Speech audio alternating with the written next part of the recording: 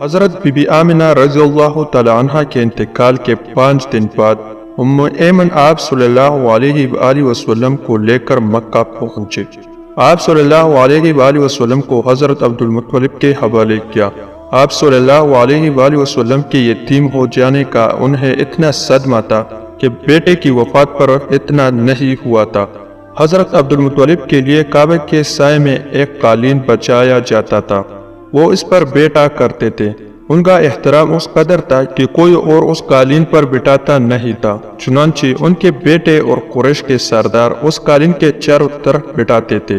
لیکن رسول اللہ صلی اللہ علیہ وآلہ وسلم وہاں تشریف لاتے تو سیدھے اس قالین پر جا بیٹھتے۔ اس وقت آپ ایک تندرست لڑکے تھے۔ آپ صلی اللہ علیہ وآلہ وسلم کی عمر 9 سال کے قریب ہو چکی تھی۔ آپ صلی اللہ علیہ وآلہ وسلم کے دادا حضرت عبد المطلب کے ادب کی وجہ سے آپ صلی اللہ علیہ وآلہ وسلم کو اس قالین سے ہٹانے چاہتے تو عبد المطلب کہتے، میرے بیٹے کو چھوڑ دو، اللہ کی قسم یہ بہت شان والا ہے۔ پھر وہ آپ صلی اللہ علیہ وسلم کو محبت سے اس فرش پر بٹھاتے، آپ کی کمر پر شفقت سے ہاتھ پھیرتے، آپ کی باتیں سن سن کر حد درجے خوش ہوتے رہتے۔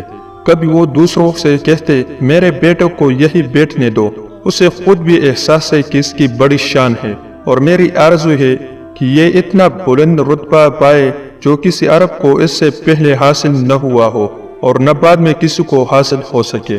ایک بار انہوں نے یہ الفاظ کہے، میرے بیٹے کو چھوڑ دو، اس کے مزاج میں طبی طور پر بلندی ہے، اس کی شان نرالی ہوگی۔ یہاں تک کہ عمر کے آخری حصے میں حضرت عبد المطلب کی آنکھیں جواب دے گئی تھے، آپ نابینا ہو گئے تھے۔ ایسی حالت میں ایک روز وہ اس قالین پر بیٹھے تھے کہ آپ صلی اللہ علیہ وسلم تشریف لے آئے اور سیدھے اس قالین پر جا پہنچے۔ ایک شخص نے آپ صلی اللہ علیہ وسلم کو قالین سے کھینچ لیا، اس پر آپ رونے لگے۔ آپ کے رونے کی آواز سن کر عبد المطلب بے چین ہوئے اور بولے، میرا بیٹا کیوں رو رہا ہے؟ آپ صلی اللہ علیہ وآلہ وسلم کے قالین پر بیٹھنا چاہتا ہے، ہم نے اسے قالین سے اتار دیا ہے۔ یہ سن کر حضرت عبد المطلب نے کہا، میرے بیٹے کو قالین پر ہی بٹھا دو، یہ اپنا رتبہ پہچانتا ہے۔ میری دعا ہے یہ اس رتبے کو پہنچنے جو اس سے پہلے کسی عرب کو نہ ملا ہو اور اس کے بعد کسی کو نہ ملے۔ اس کے بعد پھر کسی نے آپ صلی اللہ علیہ وآلہ وسلم کو قالین پر بیٹھنے سے نہیں روکا۔ ایک روز بنو کے کچھ لوگ حضرت عبد المطلب سے ملنے کے لیے آئے۔ ان کے پاس اس وقت آپ صلی اللہ علیہ وآلہ وسلم بھی تشریف فرماتے۔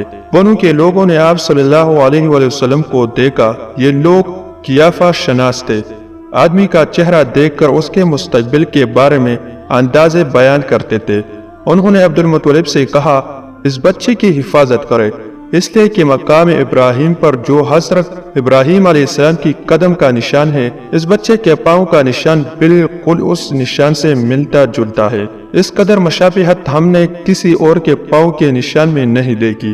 ہمارا خیال ہے یہ بچہ نرالی شان کا مالک ہے، اس لیے اس کی حفاظت کرے۔ مقام ابراہیم خانہ کعبہ میں وہ پتھر ہے جس پر حضرت ابراہیم علیہ السلام کعبہ کے تعمیر کے وقت کھڑے ہوئے تھے۔ معجزے کے طور پر اس پتھر پر ابراہیم علیہ السلام کی پیروں کی نشان پڑ گئے تھے۔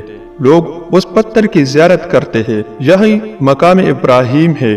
چونکہ آپ حضرت ابراہیم علیہ السلام کی نسل سے ہے، اس لیے ان کے پاؤں کی مشابہت آپ میں ہونا قدرتی بات تھی۔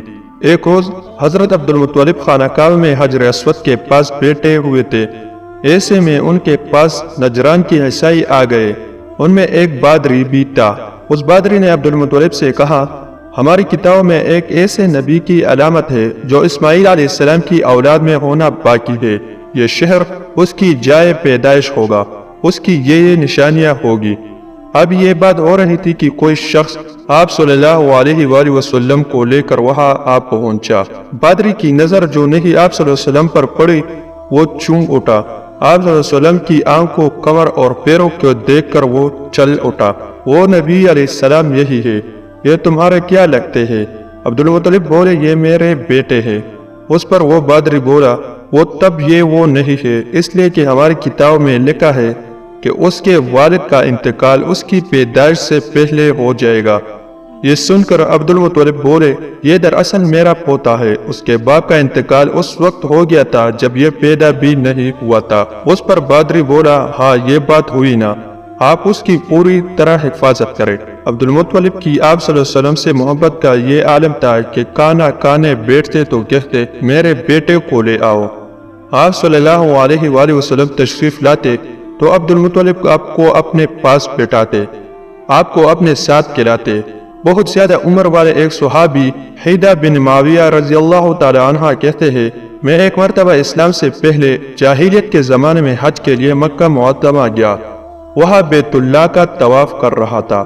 میں نے ایک ایسا شخص کو دیکھا جو بہت بوڑھا اور بہت لمبے قد کا تھا، وہ بیت اللہ کا طواف کر رہا تھا اور کہہ رہا تھا اے میرے پروردگار، میری سواری کو محمد صلی اللہ علیہ وآلہ وسلم کی طرف پھیر دے اور اسے میرا دست و بازو بنا دے۔ میں نے اس بوڑھے کو جب یہ شعر پڑھتے سنا تو لوگوں سے پوچھا یہ کون ہے؟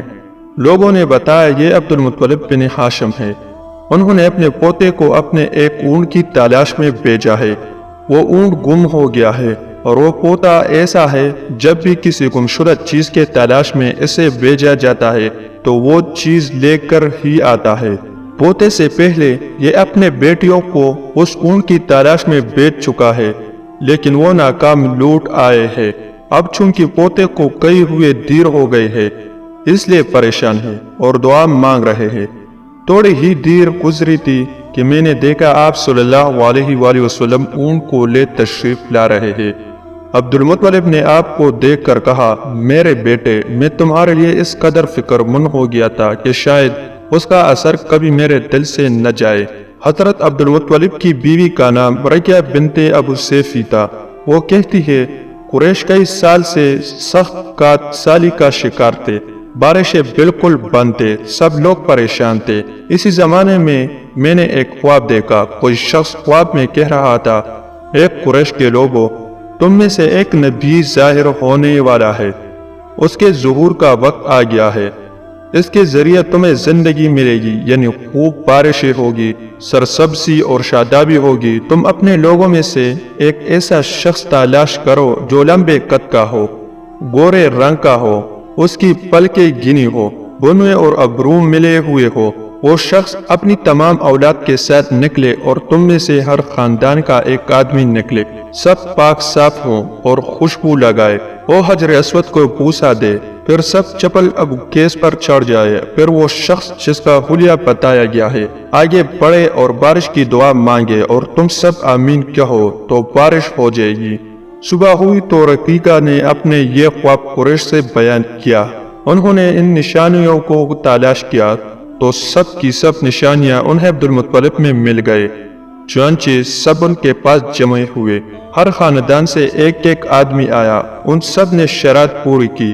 اس کے بعد سب ابو قیس پہاڑ پر چڑھ گئے، ان میں نبی کریم صلی اللہ علیہ وآلہ وسلم بھی تھے۔ آپ اس وقت 9 عمر کے تھے۔ پھر عبد المطلب آگے بڑھے اور انہوں نے یوں دعا کی اے اللہ یہ سب تیرے غلام ہیں، تیرے غلاموں کی اولاد ہے، تیری باندیاں ہے اور تیری باندیوں کی اولاد ہے۔ ہم پر جو برا وقت آ پڑے ہے تو دیکھ رہا ہے، ہم مسلسل کات سالی کا شکار ہے۔ اب اونٹ، گائے، گھوڑے، خچر اور گدے سب کچھ ختم ہو چکے ہیں اور جانوروں پر بن آئی ہے، اس لیے ہماری یہ خشک سالی ختم فرما دے اور سرسبزی اور شادابی عطا فرما دے۔ اب یہ دعا مانگ ہی رہے تھے کہ بارش شروع ہو گئی، وادیاں پانی سے بھر گئے، لیکن اس بارش میں ایک بہت عجیب بات